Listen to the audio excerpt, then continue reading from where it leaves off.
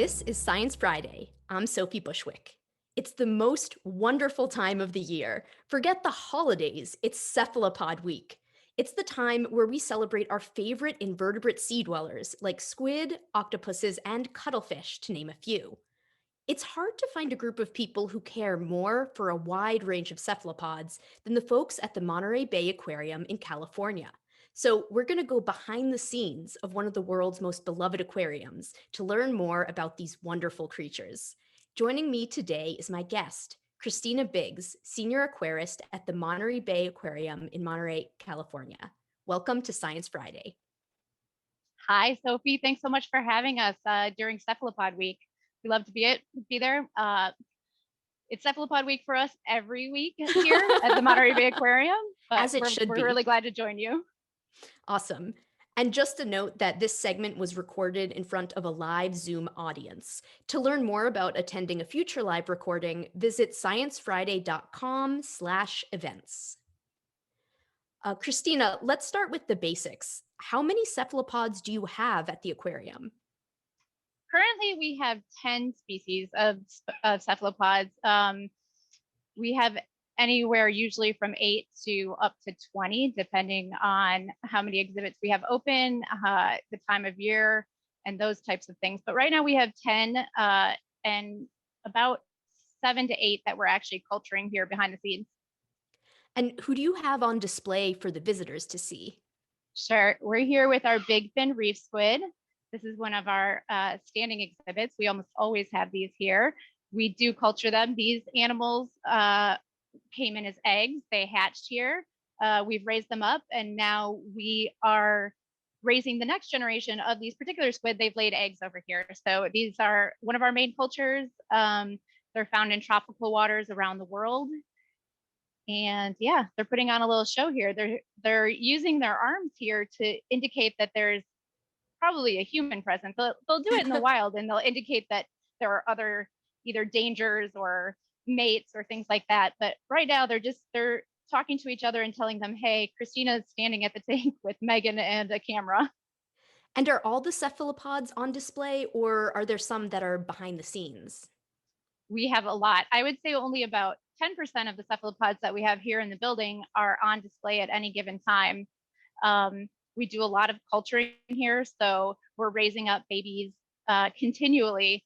As you know, cephalopods are very short-lived. A lot of them span is about 6 months to, GPO, the very big ones, the octopuses, will live maybe 3 to 5 years, but a lot of the squids live about a year. So we have a constant culture going so that we have animals that we're able to offer to the public. And can you explain what exactly you mean by the term culturing? Sure. Like I said, we in the very beginning, this exhibit has been open for I think about 8 years now. So in the beginning, we received wild caught eggs. So there are fishermen who often pull them up accidentally and they'll offer them to us. And so we receive eggs from the wild, and then over the years, we've developed techniques. I think we're one of the only aquariums in the world that has figured out how to culture some of these animals. So we take the eggs, we figure out what they need to stay healthy until the embryos inside grow up, and then we hatch them out. And when they hatch, then you have to try to figure out what to feed them. And so we have a lot of different food options here. And as they grow up, then they have differing habitat needs. So we have to figure out how to grow with them as they grow and change our techniques. Like I said, their diets change over time, and then hopefully, if they're comfortable enough, they'll decide to mate here in the aquarium, and we can take those eggs and start the whole process all over again. And we've got a lot of listener questions now about cephalopod intelligence, including one from listener Anne Marie. Anne Marie, go ahead.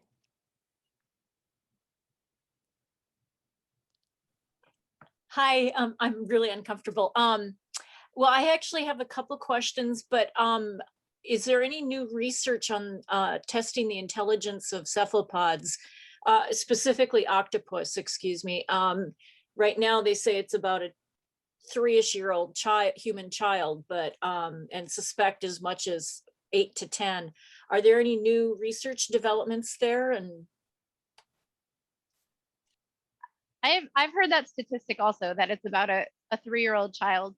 The work that we do is for exhibitry. So a lot of the training and things that we do are so that we can provide better care, whether it be, veterinary care or feeding techniques, weighing them, those types of things.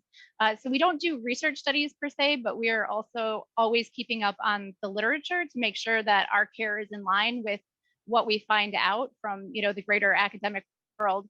So yeah, I know that those studies are ongoing.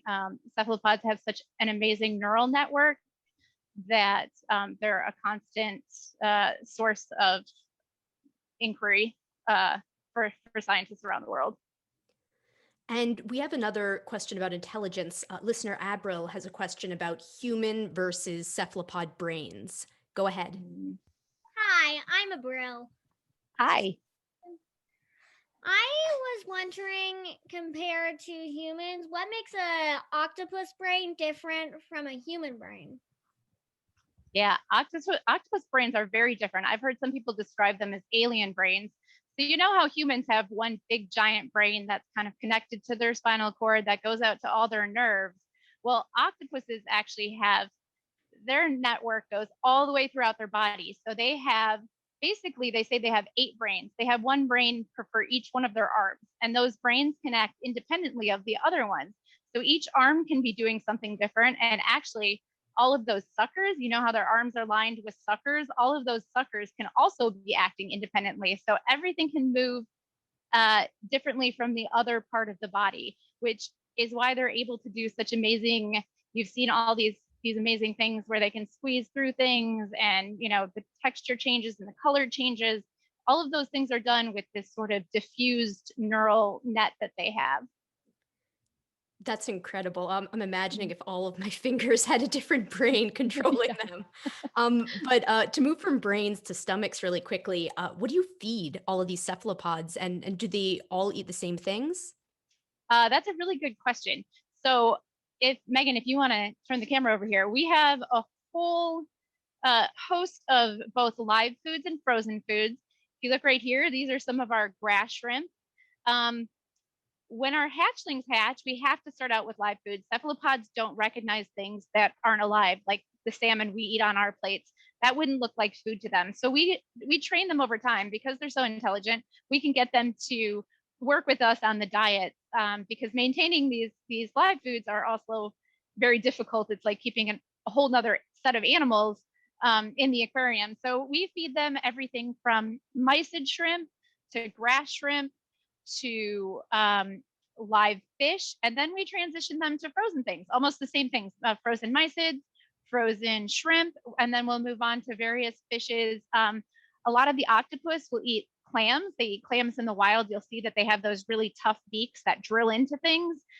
So that is a good form of enrichment for them. So we'll offer them live clams, live oysters. We have both fresh and frozen crabs that they eat. That's another thing that they have to work really hard to cut apart, and they also like to hunt. They're great hunters. So those are some of the foods we feed here. Have you noticed if any individual might have like a favorite food, or do you think that they're just sort of whatever they get, they like? Oh no, they definitely have preferences. There are some, the GPO that I'm working with right now, the giant Pacific octopus, definitely does not like the fish that I feed. We have sardines here, and she'll come over. I have her trained to come over to what we call a station, and she'll come over to grab that food. And on Sardine Sunday, she just tosses it right over her head and just waits for something better. So yeah, they definitely have preferences.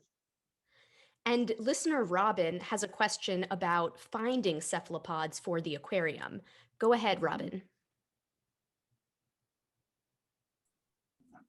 Hey, can y'all hear me? Yep. Okay, awesome. So I know that y'all talked earlier about cultivating cephalopods in the aquarium, but what do you do to ensure that the cephalopods that come in from the wild are ethically sourced?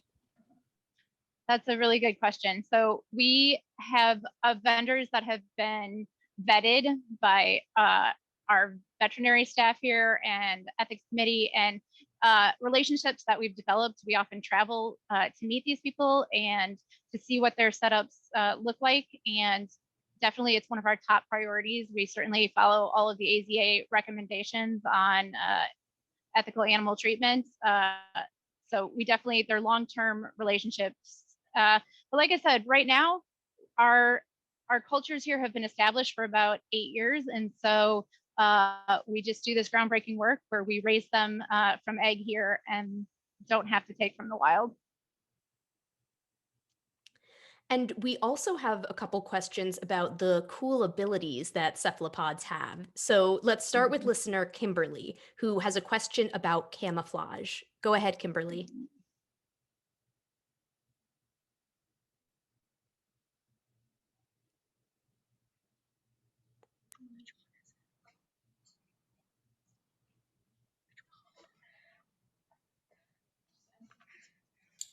Hey, Kimberly, can you hear us? We were wondering, we have a whole classroom full of students, and we were wondering, this one right there. How can you identify or know when an octopus is camouflage or not? Since they're colorblind. Aren't they colorblind? They are colorblind. So I think that's two questions. One, how do we find them? Well, in the wild, one of the ways that we can find them if they are camouflaged is they tend to live in a den. They make themselves a home where they settle into, and outside of that den, they will pile up sort of the scraps of their food. We call that a midden. And so if you're scuba diving in the wild and you want to find an octopus, a good thing to do is to kind of look in dark, craggy, cave-like places and look for that pile of, you know, clam shells or crab shells or fish bones, things that they would discard. And that's a good way to find a camouflaged octopus in the wild. So because they're colorblind, how does that work? How do they camouflage? They have a set of cells underneath their skin, pigmented cells called chromatophores, and they use those chromatophores. They can squeeze pigment in and out in a fraction of a second, and that is what changes their colors. And can an octopus know that another octopus is using camouflage, or are they fooled just as easily as other animals are? That's a good question. I actually don't know that. I would assume that, I mean, some of the cephalopods are cannibalistic, so they'll eat others of their own species. So probably the same techniques they use to escape from other predators is what they would use if they encountered another octopus. But I don't know if we know that. So one of the coolest escape techniques is probably ink. And we have a question from an anonymous listener. How do octopuses make ink? They have a gland inside their body. It's an ink sac, and obviously it's chemicals, just like you make blood or any type of bodily fluid that you have. So it's a chemical reaction in the body that's produced by their ink sac gland. And the aquarium was closed for a while because of COVID. How did taking care of the cephalopods change when no visitors were there to see them?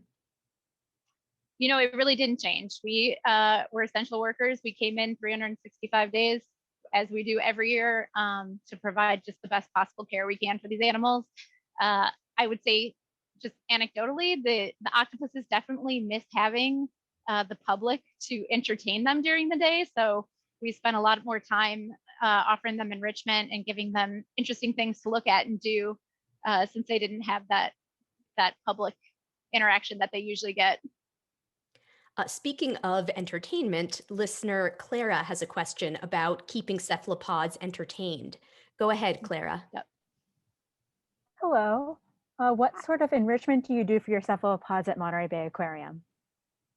That's a great question. I'm going to have Megan pan the camera over. I set up a couple things that we do here. We have a lot of things that we do. So we offer them things. I'm sure you've seen the videos of octopuses who can, you can screw them into a bottle and they will work to get themselves out and unscrew bottles.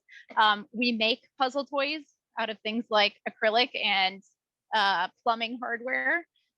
We buy dog toys. This is a Kong toy, the kind of thing that you stuff with treats for your dog.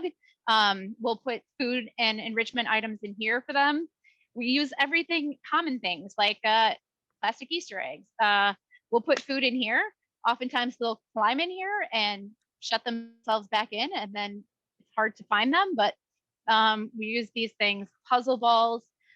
We also do things like we have our beautiful kelp forest exhibit on the other side of the building, which they have to regularly trim. And so we'll take things like those algae and throw them in, and they love to interact and play with the algae. We do obviously human interaction. We make skin contact with them every day.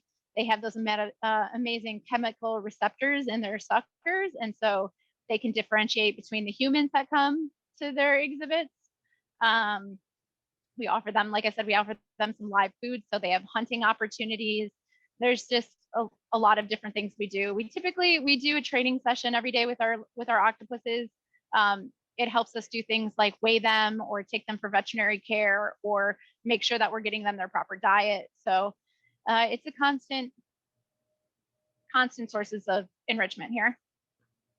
And listener Steve has a question about climate change and cephalopods. Go ahead. Mm-hmm.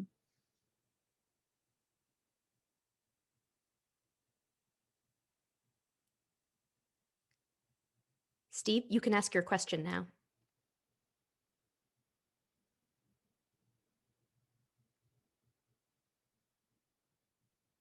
Sophie, it looks like Steve's not able to join us. So would you like to ask his question?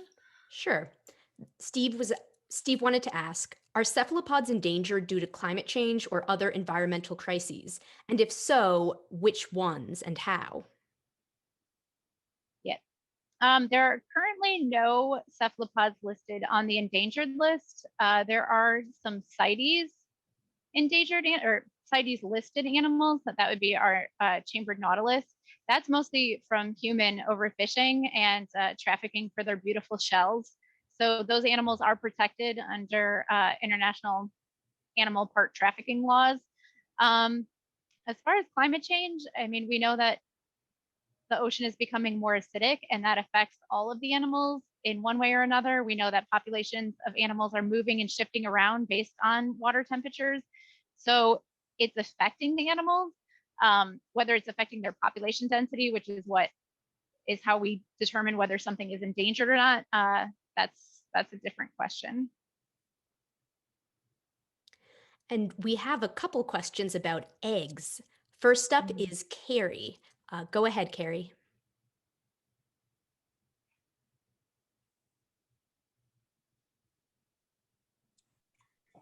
Hi, this is Carrie. I was just wondering what the eggs looked like. Are they big or small? Yeah, well, let's show you. We have all of our eggs. We have 4 different species here right behind Megan, and Megan's going to go ahead and put the camera on those for you so you can see. The first eggs we have here, these are our local market squid eggs. These were collected just off our back deck here. And just for the people who can't see, these look like almost long tubes. Is each tube an egg? So each tube for these guys, there's probably about 100 eggs. So they look, I like to call them, they're like fat pea pods. They're long cases. And within that are probably about 100 embryos. Squid, they're about the size of a grain of rice when they hatch. I'm not even sure. There are some hatchlings in here too. I'm not sure if the camera can pan in, but they're probably about the size of half a grain of rice when they hatch. So a lot of them become food for other animals. And so there have to be thousands upon thousands of them released into the ocean to have a couple that make it into the next generation that's gonna breed and reproduce. So yeah, this is probably, I would say, 5,000 embryos in this one tank of eggs here. And so, yeah, and these animals are really neat. They are pelagic squid, meaning they live their entire lives out in the open ocean, and they make dramatic migrations every night up and down in the water column. So they live deeply during the day, and then at night they come up to feed on the small plankton that rise each evening. So these are, like I said, local squid. And then if we move down a tank, these little guys are for our pajama squid. You've seen them. They're little striped squid that live in sand. They bury themselves. So So they tend to lay their eggs underneath rocks and shells. And these are each, as you were asking, Sophie, these are individuals. So each one of these is just one baby pajama squid. They're little white balls. That's what they look like. Yeah, probably no bigger than the size of a pea. And then if we move down one more, we have these are common cuttlefish eggs. They're a little bit harder to see. If you look in there, it's actually pretty hard to see because these eggs are black. They're like about the size of a grape, and their eggs are pigmented with ink. So the female cuttlefish, when she lays the eggs and puts the casing on, she injects ink into those egg casings, and that's because she needs to camouflage these really well so that they're not eaten by predators. If you want to, we also have those, do you want to come look at these? We have the big fin reef squid eggs from the squid that we were looking at earlier. These guys laid them right here. If you look at this incoming water line, right there at the end is a clump of eggs, and they're all sort of hanging on, it looks like they're hanging on strings, and they tend to, these squid tend to lay their eggs in grasses, so they kind of flow with the grasses. These guys were a little confused when they laid their eggs. It's next to the grass, but they kind of missed. We also have another egg question from Greg. Greg, go ahead.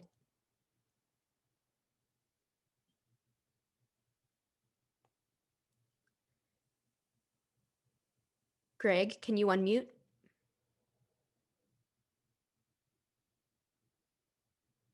Okay. Say hi. Hi, my name is Greg, and we were wondering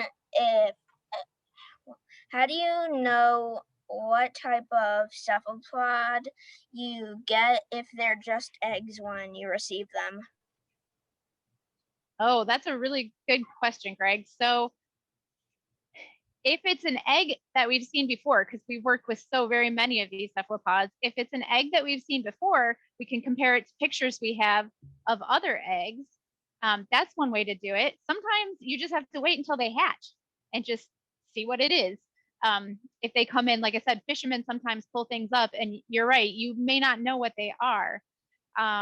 So I would say, based on the knowledge that we have, we can usually make a pretty good guess. If they're these long ones that look like pea pods, we know that they're going to be squid. If they're sort of the round ball ones, we know they're going to be cuttlefish. And octopuses guard their own eggs. And so if we find octopus eggs, it's going to be with a mother octopus, and she's going to be taking care of them and fanning them and cleaning them just until they hatch, and then they go on their own way. But that's how we would know. We would see which kind of octopus those eggs would be with. Now, EA has a question about cephalopod personalities. Go ahead, EA. Yeah, I was just curious if cephalopods have distinct personalities. Also a really good question. We tend to hear at the aquarium, we say that our cephalopods have preferences. Personalities we kind of hold to people, but they definitely have preferences. And like I was saying earlier, when we interact with them, you can tell they use those chemoreceptors to sort of taste our skin. So we know there are sometimes that a cephalopod does not like you, and it's just sad. You want to be friends with this octopus, and they will touch and taste you and decide, nope, we're not going to play today. So they definitely have preferences. As I mentioned before, they have food preferences. There are certain animals that will only eat live foods, like our flamboyant cuttlefish here at the aquarium. They will only eat live foods. They have toy preferences. They have habitat preferences. So lots of different things. Now, that said, I will say, working with like the big charismatic octopuses, like the giant Pacific octopus, some of them are very outgoing and want to interact with humans all the time, and some of them like to just sit in their dens. So yeah, we do see individual preferences, and it ranges from animal to animal. Now, Kimberly's classroom has a question about octopus brains. Go ahead.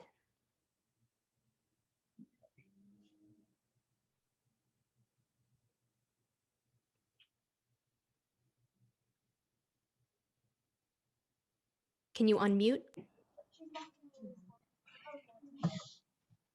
How does the brain not squish when it goes through things?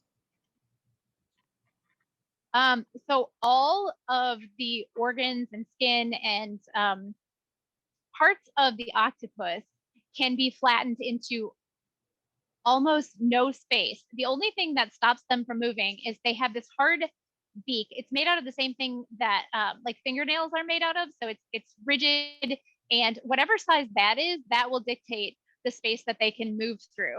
So they can pretty much eliminate all of the fluid. They can move the fluids around their body. They have, they're mollusks, so they have no bones in them.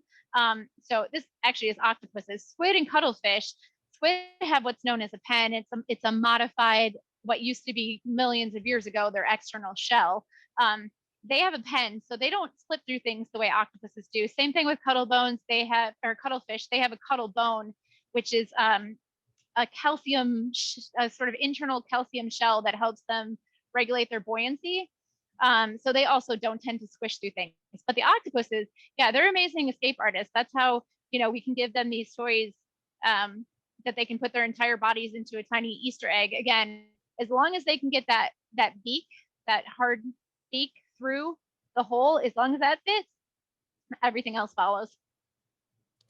Just a reminder that I'm Sophie Bushwick, and this is Science Friday from WNYC Studios. We're celebrating Cephalopod Week with Christina Biggs from the Monterey Bay Aquarium. Matthew has a question about cephalopod environments. Matthew, go ahead. What temperature or water quality concerns do you need to plan to keep octopuses healthy in an aquarium?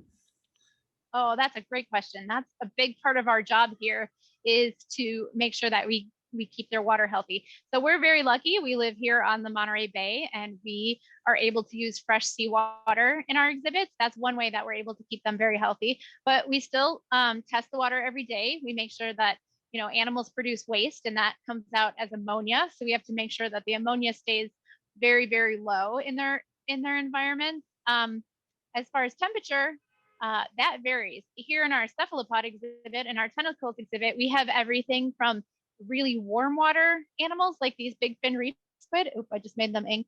I moved too quickly. Yeah, so these guys are warm water. They range from 78 to 82 degrees.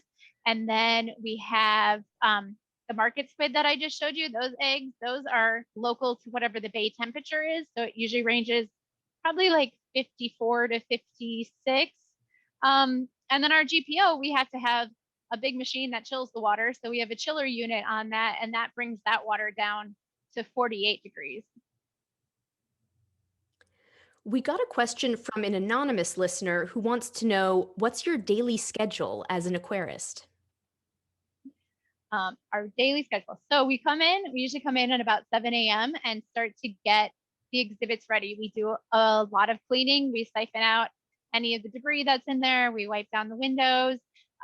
These squid need to eat 6 times a day. I told you they only live about 9 to 12 months, so they grow really, really quickly. So the squid need constant feeding. So we do our first feed at about 7 a.m. And then we have feeds at 10 a.m. and 11 a.m. and 1 p.m. and 3 p.m. And then again right before we leave. So we try to get all of the things that need to get done on the exhibits themselves before 10 o'clock when our guests arrive. After that, we start to work on these cultures. We have to clean all of these tanks as well, make sure that all of these animals get their daily feeds. I mentioned the live foods that we also have to take care of. So we take care of those fish. We also here at the aquarium, we do have other exhibits other than our tentacles exhibit. So a lot of us are on, say, I'm on the Mola Mola team, and then we're preparing for a new exhibit in 2022, which is our Into the Deep exhibit. And I'm on that team. So we go over and take care of those animals as well. And at some point we eat lunch. So, and then pretty much we're done by about 4 p.m. Trisha has a question about the life of an aquarist.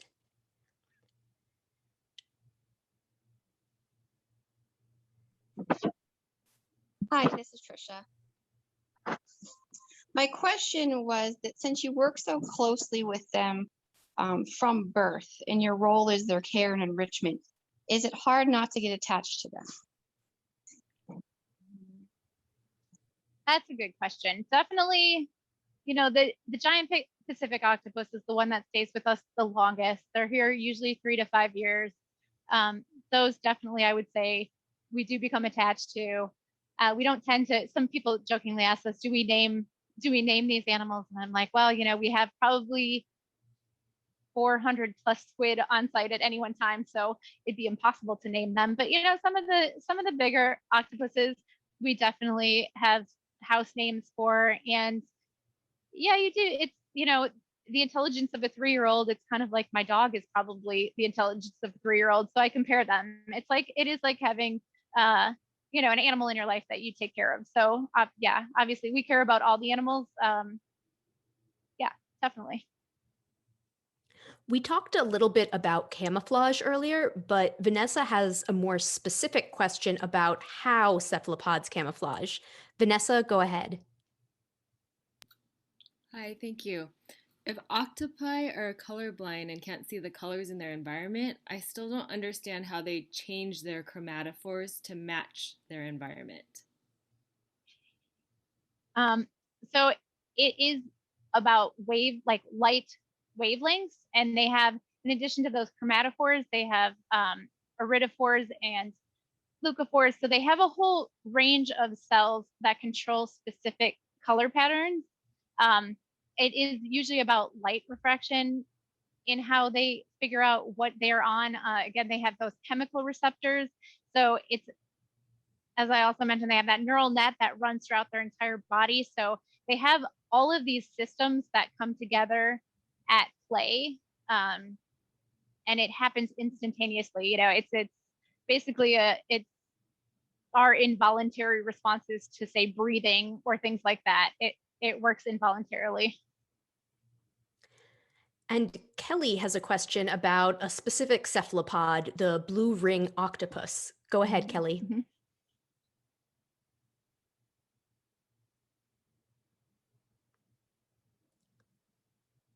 Kelly, can you unmute?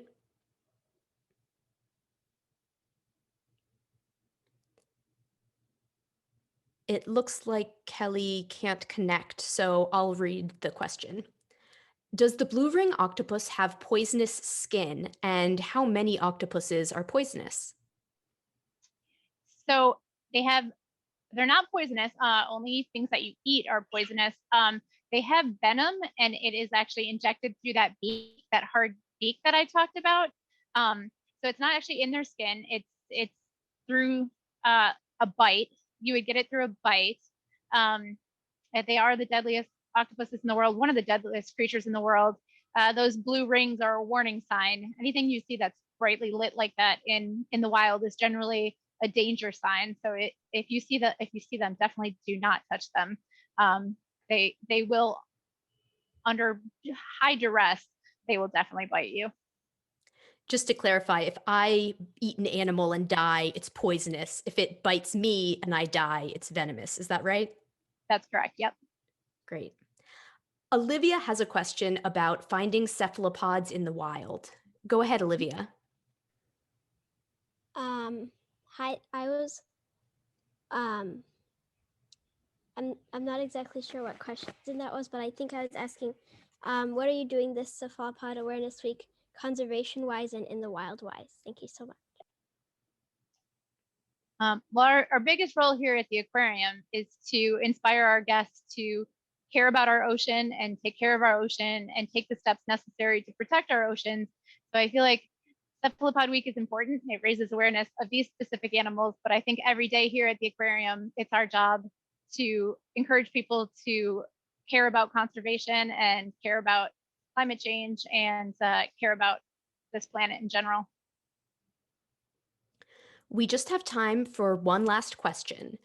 We know that cephalopods are very intelligent, but do they ever still surprise you with just how smart they are?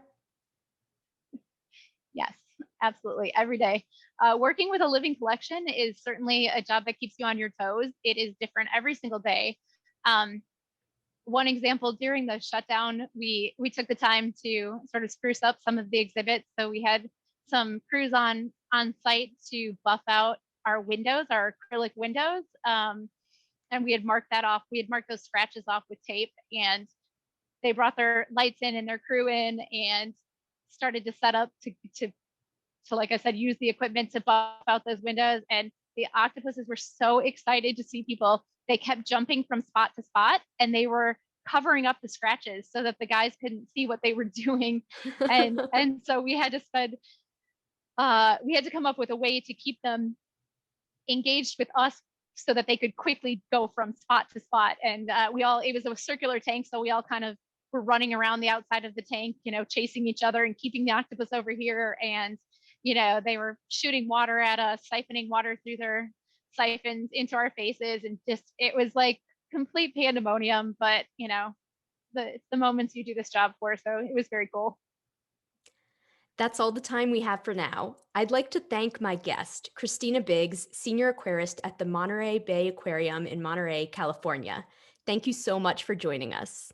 Oh, thank you, Sophie, for having us. We really love that you guys raise the awareness of these amazing animals that we have the privilege of working with every day. Thanks again for having us.